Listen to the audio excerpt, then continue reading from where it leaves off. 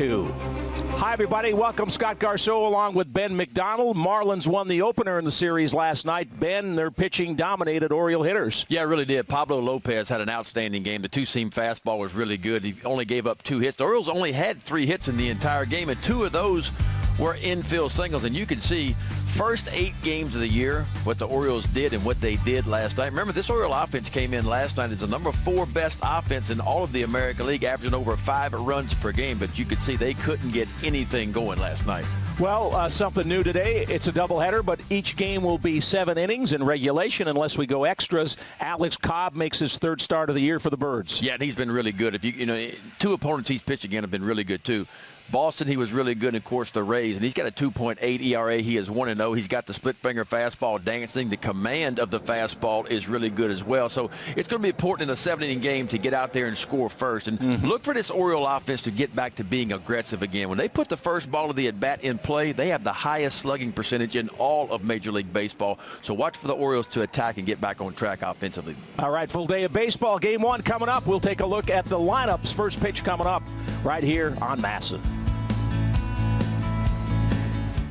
Look at the lineup. Here's how Don Mattingly turned in the lineup card today. Jonathan Villar is at shortstop. He's the leadoff hitter. John Birdie's in right field. Corey Dickerson in left.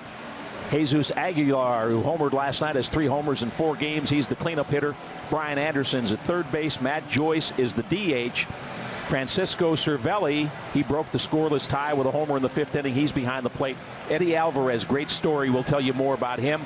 He's the second baseman. And Monty Harrison, who made his major league debut last night, is in center field. They'll take their swings off the veteran, 32 years old, Alex Cobb. 2 starts on the season.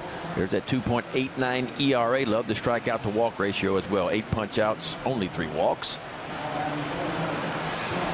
First thing I want to ask you about, Ben, not now, but shortly, we're going to have shadows between the mound and the plate. Advantage hitter, pitcher, I guess, right? No doubt. Yeah. I mean, if you talk to any hitter, they'll tell you if the pitcher's in sunlight and you're in shadow or vice versa, it's difficult to pick up the spin of the baseball because, again, hitters try to pick up the pasture going left to right. Dwight Smith Jr. in left field, Austin Hayes, Anthony Santander in right field, your double play combination, Andrew Velasquez, Hanser Alberto turning 2 up the middle, Renato Nunez at third, Chris Davis over at first, and Chance Cisco gets a start behind the plate.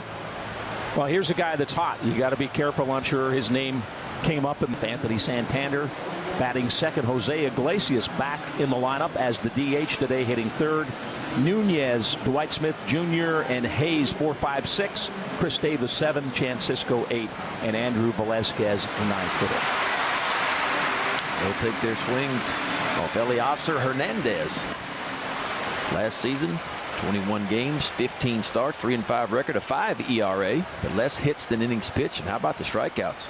85 strikeouts, only 20 walks, so an outstanding strikeout to walk ratio.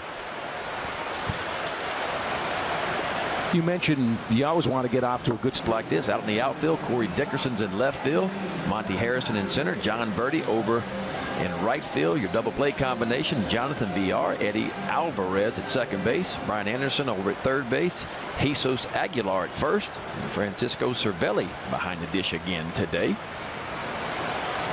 Switch hitter Anthony Santander steps